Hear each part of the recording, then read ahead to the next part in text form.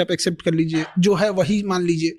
अब जब ये बहुत ज़्यादा हो जाएगा ना, समाज को इस चीज़ की आदत लग जाएगी एक्सेप्ट करने की। एक पाकिस्तान के कोई बहुत फेमस इंटेलेक्चुअल थे, वो हम तो उन्हें उतना देखते नहीं हैं, बट उनका एक क्लिप आया था कोरोना के टाइम पे कि वैक्सीन मत लगवाना, अमेरिका की वैक्सीन है।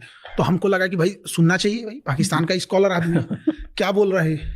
तो हम सुने कि क्यों, उस समय कोरोना सबको डर लग रहा था, जो बोलता था हम कि क्या बोल रहा है भाई, सुन सुन सुन कर कि ये अमेरिका की चाल है, वो वैक्सीन में कोई नैनो चिप रखे हैं हमको, और वो इसके हेल्प से, इस वैक्सीन की हेल्प से हमारी दिमाग को कंट्रोल करेंगे, हमारी दिमाग चुरा लेंगे। हम कह रहे भाई अमेरिका को अगर दिमाग चुराना है, तुम गधों का दिमाग चुराएंगे, नाड़ा बांधने के अलावा आता क्या है तुम लोगों को। क्या बेवकूफी चल रही है इन सब की, अलग टाइप का। मतलब इनको देखते तो हमें भी लगता हमारा एजुकेशन सिस्टम ठीक है, चलो भाई कोई शिकायत नहीं है इंडिया से, कोई बहुत अच्छा चल रहा है, इंडिया एकदम ठीक ठाक चल रहा है। जिसने भी लाया है अलग अलग प्रधानमंत्रियों का योगदान है, कम के वही से तो भाषण नहीं मचाया ऐसा जैसे उन्होंने कर दिया। बट वहां पे लगता है कि आर्मी की वजह से दिक्कत है, क्योंकि आर्मी कंट्रोल करती है, आर्मी ही बनाती है प्राइम मिनिस्टर, आर्मी ही हटा देती है, जो प्राइम मिनिस्टर बनता है वो जेल चले जाता है। पाकिस्तान के पास आर्मी नहीं है। नहीं, पाकिस्तान के पास आर्मी नहीं है, आर्मी के पास पाकिस्तान है। ईद के टाइम पर देख रहे थे, ईद में उसका जनरल जो था, सेना का जनरल, पूरे शहर में पोस्टर लगाया हुआ है, ईद मुबारक। अब फोटो लगा, जैसे अपने नेताओं का कैसे फोटो लगता है, शुभकामना, नव वर्ष की शुभकामना, ईद मुबारक, होली की शुभकामना, वैसे सेनापति अपना पूरे शहर में लगवाया हुआ है। क्या इंडिया में लगा सकते हैं? क्या हाल है वहां पे पाकिस्तान वाले। उसका सबसे बड़ा कारण क्या था कि जिन्ना ने देश लिया उससे ज्यादा खतरनाक था कि जिस तरीके से उसने देश लिया। और जब देश आजाद हो गया, मतलब विभाजन हो गया, तो मुस्लिम लीग ने कहा कि हमें अपना मुल्क मिल गया, तो उसने डांटा था मुस्लिम लीग को और कहा था कि इतिहास याद रखेगा, मुस्लिम लीग ने देश अलग नहीं किया, जिन्ना के ताकत से देश अलग हुआ। ये उसकी ताकत। और गुजरातियों को अंडर एस्टिमेट नहीं करना चाहिए। जिन्ना भी गुजरात के थे भाई, बहुत तेज दिमाग के होते। जीना भाई ठक्कर, मतलब वो ठक्कर जाति से ना, मुस्लिम नहीं था जिन्ना, उसके दादाजी मुस्लिम नहीं थे। जेना भाई ठक्कर थे, ठक्कर जाति से। तो उसने ना मछली का व्यापार करते थे, तो शाकाहारी लोगों ने उन्हें बाहर कर दिया, भागो यहाँ से, तुम ये मछली को कराची में सीख दिए। तो मुंजा भाई ठक्कर का बेटा हुआ जेना भाई ठक्कर, और जेना भाई ठक्कर का बेटा हुआ मोहम्मद अली जिन्ना, और ये इस्लाम धर्म अपनाया था। और उसके बाद से ये कांड कर दिया। तो अगर जिन्ना को हम लोग एलिमिनेट कर देते ना, तो पाकिस्तान बनता ही नहीं। नाथूराम गोडसे, हमको लगता है इसने को किसी ने गलत सुपारी दे दी थी, फोटो दिखाने में गलत कर दिया, मारना है इसको, मार दिया उसको जाके। भाई मारना था तो जिन्ना को मार देते यार। हम लोग तो बदनसीब थे भैया, हम लोग तो अभी जन्म लिए हैं, आजादी के समय हम लोग नहीं थे। बट इनफैक्ट एक कॉमन सेंस भी रहता, अगर हमें ही मारना रहता तो भाई हम गांधी को क्यों मारे? 80 साल का बूढ़ा तेज ढकेल देंगे तो मर जाएगा इंसान। व्यापार करते थे, तो शाकाहारी लोगों ने उन्हें बाहर कर दिया, भागो यहाँ से, तुम ये मछली को कराची में सीख दिए। तो मुंजा भाई ठक्कर का बेटा हुआ जेना भाई ठक्कर, और जेना भाई ठक्कर का बेटा हुआ मोहम्मद अली जिन्ना, और ये इस्लाम धर्म अपनाया था। और उसके बाद से ये कांड कर दिया। तो अगर जिन्ना को हम लोग एलिमिनेट कर देते ना, तो पाकिस्तान बनता ही नहीं। नाथूराम गोडसे, हमको लगता है इसने को किसी ने गलत सुपारी दे दी थी, फोटो दिखाने में गलत कर दिया, मारना है इसको, मार दिया उसको जाके। भाई मारना था तो जिन्ना को मार देते यार। हम लोग तो बदनसीब थे भैया, हम लोग तो अभी जन्म लिए हैं, आजादी के समय हम लोग नहीं थे। बट इनफैक्ट एक कॉमन सेंस भी रहता, अगर हमें ही मारना रहता तो भाई हम गांधी को क्यों मारे? 80 साल का बूढ़ा तेज ढकेल देंगे तो मर जाएगा इंसान। उसको मार दिया, कितना बेशर्मी का बात है यहाँ पे। जिन्ना को मार भाई, सारा बवाल खत्म हो जाएगा यार। वही ना मचा रहा है यहाँ पे। आप उस आइडियोलॉजी की नहीं हो जहाँ पे लोग डिबेट करते हैं ना कि गांधी जी ने ऐसा किया, गांधी जी ने ऐसा किया। कहाँ, कौन से प्रस्ताव में गांधी ने लाया? देश का विभाजन हुआ, CR फॉर्मूला, चक्रवर्ती राजगोपालाचारी लास्ट में थे, सरदार पटेल ने भी सहमति उस समय थी, जवाहरलाल नेहरू की भी सहमति थी, सबकी थी। कारण क्या था? जिन्ना था। सिंपल सा कारण उसका जिन्ना था। जब जिन्ना को लग गया, और 1945 में शिमला सम्मेलन हुआ, उसमें जिन्ना की बात ही नहीं मानी गई 1945 में। और वहाँ कांग्रेस में बोला गया, तो इसने मोहम्मद अबुल कलाम आज़ाद गए वहाँ पे।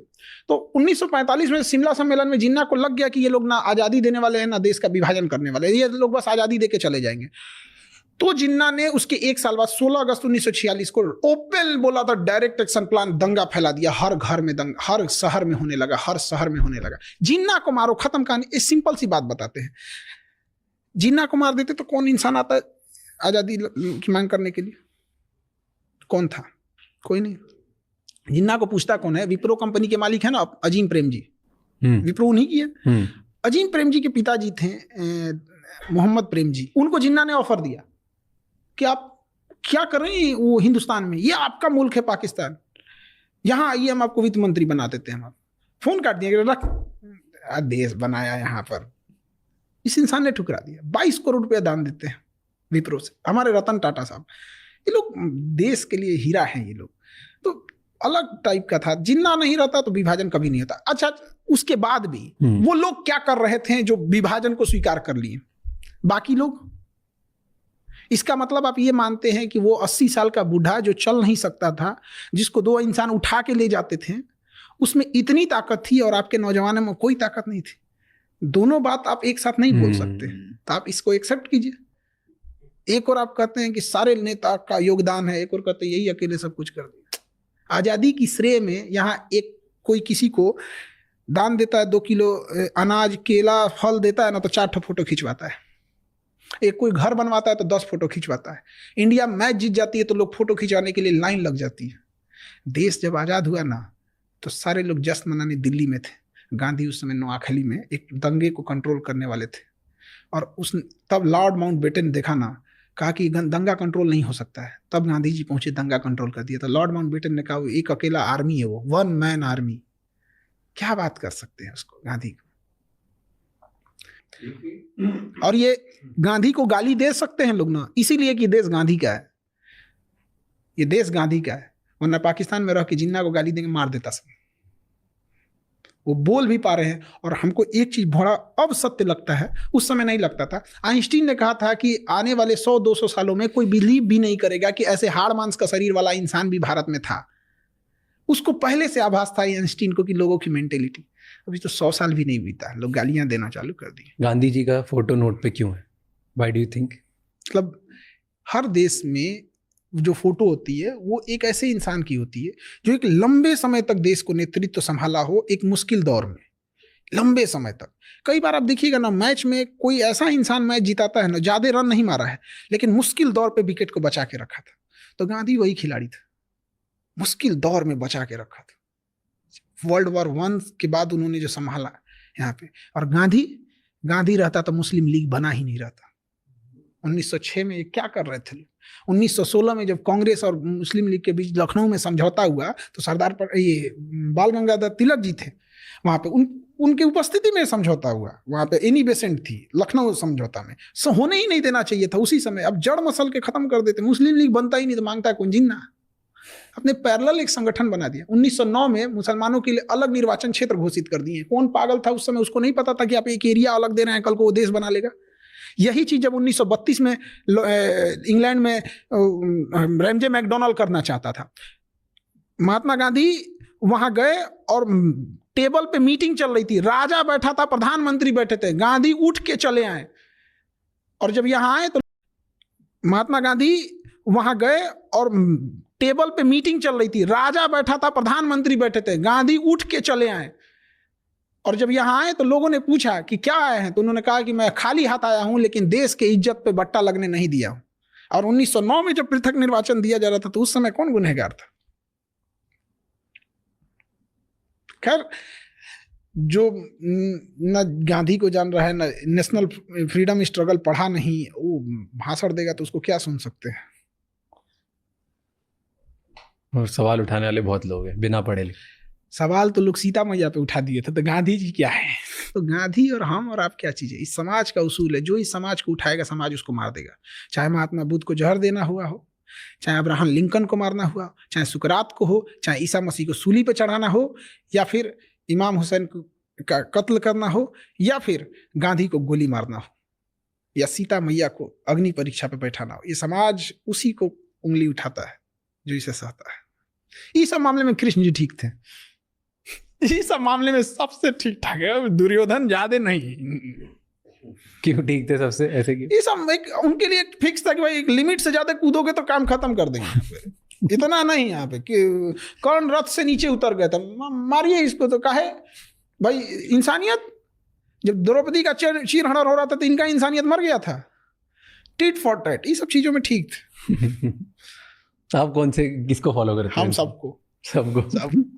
यहाँ एक इंसान जिस मोहल्ले में रहता है सबसे संपर्क बना के रखता है। वो पुलिस वाला है, पोस्ट ऑफिस में टीचर हैं, ये IAS है, एक जज हैं, और संपर्क बना के रखता है, बड़ा खुश होता है।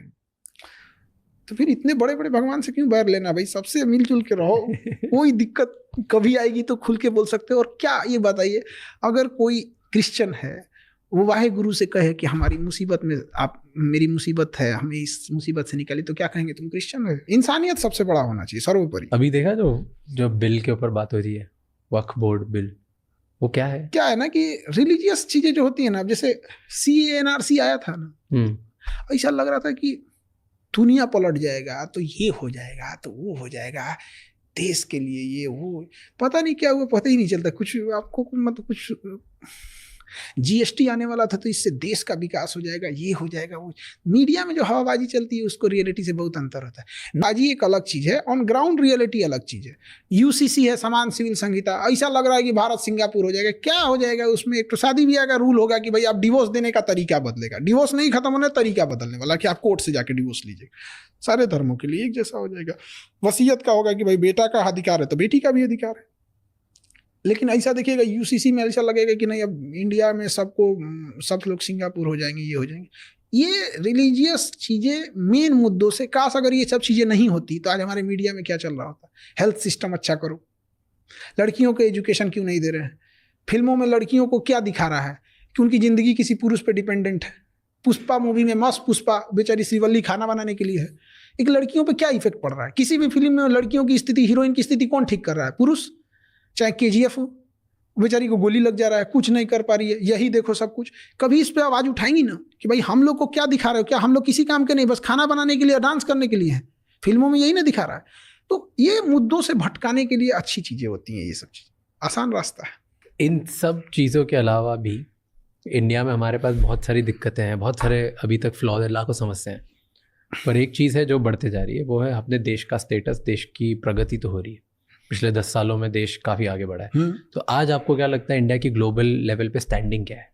ये इसमें कोई दो राय नहीं है कि कई लोग, क्या होता है ना कि कई बार हम लोग ना सिस्टम के खिलाफ बोलते बोलते समझ में नहीं आता, केवल चीज़ें खराब ही नहीं हुई, बहुत सारी चीज़ें अच्छी हुई। स्पेस टेक्नोलॉजी में हम बहुत आगे निकल गए, बहुत, मतलब वैसे अगर सब सेक्टर में, मिसाइल टेक्नोलॉजी में हम बहुत आगे हैं, एयरक्राफ्ट में चौपट हो गए यहाँ पे। लेकिन उसी तरह से हम देखेंगे ग्लोबली हम बहुत पावरफुल हो गए। यूरोप में, अमेरिका में अब हम आंख में आंख मिला के देखते हैं, बट पड़ोस में हम लोग गड़बड़ हो गए। इसका उल्टा अटल बिहारी वाजपेयी के टाइम पे हम पड़ोस में ताकतवर थे, घूस के मारे थे कारगिल में, चिल्लाते रह गए थे अमेरिका। तो कई बार क्या होता है ना कि हम जब दूर फोकस करते हैं तो प्रॉब्लम यह है, पास वाली नहीं दिखती है, पास फोकस करो तो दूर वाली नहीं दिखती है। इसके लिए क्या होना चाहिए? आपके बहुत सारे ऐसे ताकतवर होने चाहिए कि जब आप दूर देख रहे हैं तो आपका सहयोगी पास में देखे। तो इकोनॉमिकल उस तरह नहीं है, लेकिन नो डाउट फॉरेन पॉलिसी में बहुत सुधार हुआ है, बहुत। लेकिन ये जो छोटकन देश में है समझो, जैसे श्रीलंका हो गया, बांग्लादेश हो गया, ये बांग्लादेश है ना, हमारा चिकन नेक पतला है। अरे भाई साहब, 20 किलोमीटर बस भारत को बढ़ने की जरूरत है। 20 किलोमीटर अगर त्रिपुरा को नीचे आइएगा ना तो त्रिपुरा समुद्र से जुड़ जाएगा, काम खत्म। 7 सिस्टर को बंदरगाह मिल गया। 20 किलोमीटर बांग्लादेश से नहीं बढ़ सकते, तो क्या बढ़ सकते हैं? ऑप्शन है हमारे पास, सरकार नहीं है, बढ़ गए। वापस देंगे जब सरकार आएगी तब। वापस कब? शेख हसीना आ गई तो वैसे भी पॉजिटिव हो गया, नहीं आए तो भी पॉजिटिव हो गया। कुल पंचायती कलम खूंटा हुए गाड़ा बहु 20 किलोमीटर घुस जाए श्रीलंका, काम खत्म। वो श्रीलंका कह रहे हैं, त्रिपुरा का हो गया। कॉक्स बाजार सब हम लोग का हो जाएगा। अब उसके बाद बांग्लादेश चिल्लाएगा, फिर समझौता कराएंगे, उस पर लिखो, तभी देंगे जब तुम हमारे किसी शत्रु देश को या किसी विदेशी देश को यहाँ नौसेना का अड्डा नहीं दोगे तब। ऐसे छोड़ देंगे तो कुछ भी कर देगा। जाके मोहम्मद यूनुस बोलता है चाइना में कि नॉर्थ ईस्ट के पास अपना समुंदर नहीं है। अरे बाप रे बाप, काश ये धार्मिक मुद्दे भारत में नहीं होते ना। आज चिकन नेक जो 26 किलोमीटर हम कर रहे हैं, उसमें क्या जाता है? उसको 50 किलोमीटर घुस जाए बांग्लादेश में। चाइना कैसे गया तिब्बत लेके? सद्दाम हुसैन पे कैसे अमेरिका ने हमला कर दिया? अफगानिस्तान में क्या किया? पुतिन ने क्या किया? चेकोस्लोवाकिया कहाँ गया? और हम करते हैं, भारत की शुरू से कभी फिलॉसफी नहीं रही है दूसरी जगह जाके। दूसरा देश, बांग्लादेश मेरा है, दूसरा कहाँ है? फिलॉसफी को ये क्या मतलब बनता है? हम अपनी फिलॉसफी भूल गए हैं। हमारा है बांग्लादेश, पूरा भी ले लें तो कोई अपराध नहीं होगा। ये बात तो हम लोग मंदिर मस्जिद में कह सकते हैं, कसम खा के कह सकते हैं। हमारा जमीन है, हमारा पर्स गिर गया है, हमारी बस आगे निकल गई तो लौट के आके हम नहीं उठाएंगे। क्या कि हमारी फिलॉसफी हम नहीं उठा, बांग्ला मेरा है, अधिकार बनता है हमारा। था, अब तो एक स्वतंत्र देश है, वो अलग है अब थोड़ी, अब अलग पहले कर सकते थे। दादा हैं हम लोग बांग्लादेश के, बाप हैं पाकिस्तान के, तो दादा बूढ़ा हो जाता है तो क्या अपना हक खो देता है? सब चलता है इंटरनेशनल रिलेशन में, कोई मायने नहीं, सब चलता है यहाँ पे।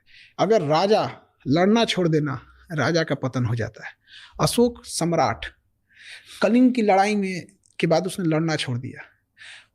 जो हम जिस बिहार से आ रहे हैं ना, उसका नाम मगध था। वो म्यांमार से शुरू होता था, तुर्की तक जाता था। ये बीच में पाकिस्तान, अफगानिस्तान, ईरान, तुर्की से अर्दोगान कूद रहा है। सब नहीं, सब हम लोग के अंडर में कहीं कोई ठेकेदार उकतार होगा। सब पुल बना रहे तुम यहाँ पे, रास्ता बना, अशोक आने वाला है यहाँ पे, माला वाला छिड़कना यहाँ पे। चंद्रगुप्त मौर्य हमारे यहाँ का राजा था, हमारी कोचिंग के बगल में उसका घर था, कुम्हरार एक जगह है, वहीं रहता था वो। पाकिस्तान और अफगानिस्तान का उस समय नाम एरिया, अराकोसिया, जेड्रोसिया और पेरिसपेमियाई था। उसको पाकिस्तान और अफगानिस्तान को दहेज में दिया था चंद्रगुप्त मौर्य। लेकिन हुआ क्या, उसका पोता यानी चंद्रगुप्त मौर्य बिंदुसार, उसके अशोक लड़ना छोड़ दिया। माला वाला छिड़कना यहाँ पे। चंद्रगुप्त मौर्य हमारे यहाँ का राजा था, हमारी कोचिंग के बगल में उसका घर था, कुम्हरार एक जगह है, वहीं रहता था वो। पाकिस्तान और अफगानिस्तान का उस समय नाम एरिया, अराकोसिया, जेड्रोसिया और पेरिसपेमियाई था। उसको पाकिस्तान और अफगानिस्तान को दहेज में दिया था चंद्रगुप्त मौर्य। लेकिन हुआ क्या, उसका पोता यानी चंद्रगुप्त मौर्य बिंदुसार, उसके अशोक लड़ना छोड़ दिया। वो मगध धीरे धीरे छोटा होते होते होते होते होते होते आज बिहार बचा है। जिस मगध यानी जिस बिहार के आगे सिकंदर लौट के गया था ना, जिस बिहार को कोई जीत नहीं सका था, मगध को ना, पूरे अखंड भारत को जिस पटना से संभाला जाता था ना, केवल उसके तलवार छोड़ने की वजह से आज पटना ना मजदूरों की राजधानी हो गई। पूरे बिहार से सबसे ज्यादा लेबर हमारे यहाँ आते। वही लड़ना नहीं छोड़ना चाहिए। अमेरिका पागल है जो $800 अरब अपने इकोनॉमी पे डिफेंस बजट पे खर्च कर रहा है। में दिया था चंद्रगुप्त मौर्य। लेकिन हुआ क्या, उसका पोता यानी चंद्रगुप्त मौर्य बिंदुसार, उसके अशोक लड़ना छोड़ दिया।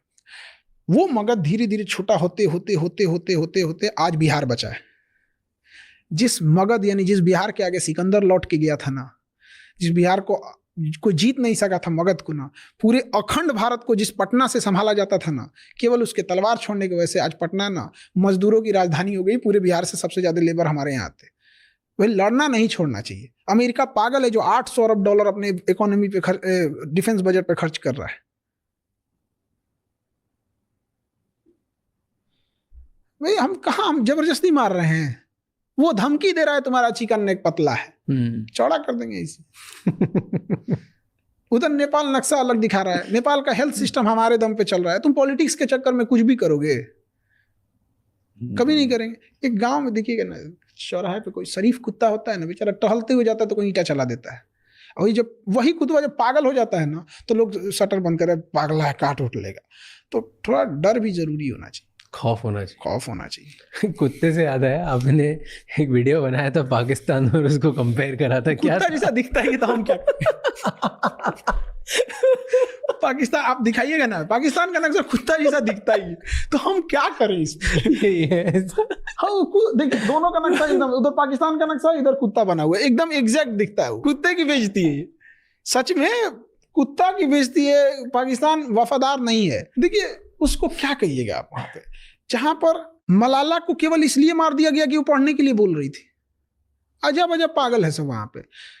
कहता है सब ना कि महिला डॉक्टर से दिखाएगी, अगर महिला पुरुष डॉक्टर से दिखा दी तो गोली मार देंगे। चल भाई तुम्हारा देश है। अब महिला स्कूल में जाता है कि महिला 5 तक पढ़ेगी, 5 से ज्यादा पढ़ना नहीं चाहिए, पढ़ ली तो गोली मार देंगे। अरे बैल कहीं का, तुम इधर 5 से ज्यादा उसको पढ़ने नहीं दिया तो डॉक्टर कहाँ से बनेगी? इधर पुरुष के पास दिखाने जाएगा तो मार देंगे। क्या पागल? पाकिस्तान में, ये तो अफगानिस्तान में, दोनों में क्या अंतर है? ट्रेन हाईजैक हो रही है उस देश में।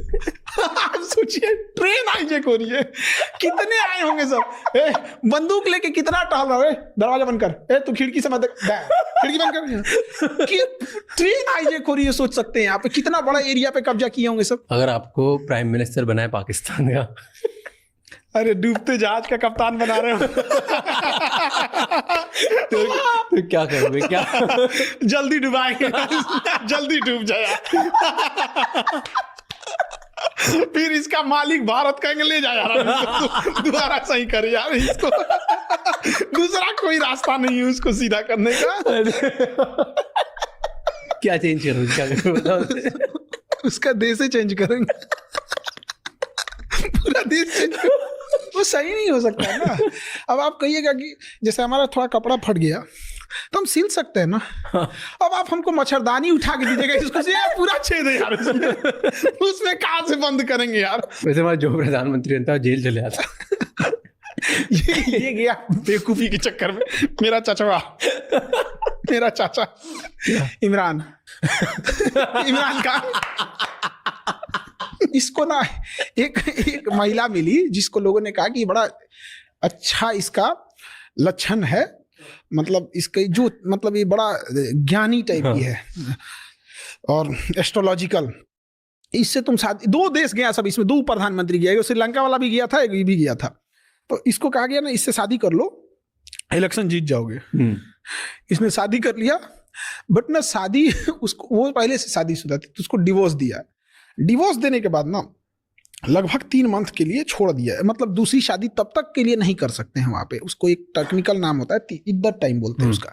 एग्जैक्ट लगभग 3 मंथ नहीं शादी करना होता है। इसने क्या किया ना, वो इद्दत का टाइम में नहीं छोड़ा, बीच में ब्याह कर लिया 64 साल के एज में। इमरान खान उसी लिए जेल गया है। इस्लामिक रूल के हिसाब से आपने टाइमिंग तो देना चाहिए ना। उस बूढ़ा होके तीसरा की चौथा शादी किया है, क्या जरूरत थी बेवकूफी करने की उसको। और उसको ना जब कोर्ट में पेश कर रहा था सब, तो उसको कोई गोली ना मार दे, उसको बुलेट प्रूफ पहनाया था सब, और सर पे कोई गोली ना मार दे तो बाल्टी उड़ा के ले गया था। स्टील का बाल्टी बना के ले गया कि इसको मार देगा सब। पाकिस्तान के जितने प्राइम मिनिस्टर हुए ना उसमें ये थोड़ा सुलझा हुआ है। बाकी एक्चुअल रीजन भी क्या है, ये क्रिकेटर रहा है। तो क्रिकेटर लोग क्या होता है ना कि बहुत जगहों पे मिले होते हैं, बहुत सारे देशों में मिले होते हैं। इंडिया कई बार खेलने आए, इंडियन लोगों से मिला, तो लगाव है इस बंदे को, लगा है कि इसको ये नहीं।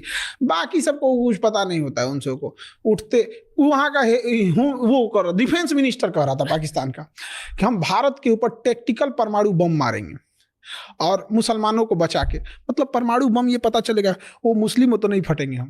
अरे चुट्टा कहीं का, जब हम इस देश में जिसके साथ जिए हैं, जिसके साथ हम ईद मनाए हैं, जिसके साथ हमने होली खेली है, जिसके यहाँ दिवाली में जाके मिठाई खिलाया है, नहीं खिलाया है तो आदमी टोक दिया है कि तुम्हारा मिठाई नहीं खिलाएगा इस बार, जिए हैं उसके साथ तो मरेंगे भी उसी के साथ। तुम्हारे मेहरबानी से नहीं रहे बम। रही बात बम तो तुम अपने यहाँ बचा लो, मस्जिद में तो छोड़ा सब नहीं बम फोड़ने के लिए, मस्जिद बम फोड़ने की जगह है, वहां भी फोड़ दिया सर। अगर टेक्टिकल परमाणु बम मारेंगे, टेक्टिकल बम उसे बोलते हैं जो ज्यादा दूर नहीं जाता है, पास के लिए होता है। तो मतलब अब तुम अपने देश में बैठ के टेक्टिकल परमाणु बम मारोगे तो देश में, तुम्हारे ही देश में फटेगा। मतलब वो उसका डिफेंस मिनिस्टर कर रहा है, हम अपने देश पर। अरे परमाणु बम स्ट्रेटेजिक होता है जो दूर तक मारता है, टेक्टिकल का होता है कि फंस गए हम यहाँ पर, और उसकी ना कोई सेना घुस गई है या उसकी छावनी है तो मारा वहां पे, थोड़ी दूर के लिए तबाही कर दिया। तो या तो उसको टेक्टिकल का पता नहीं है, या तो उसका परमाणु बम भी टेक्टिकल ही है।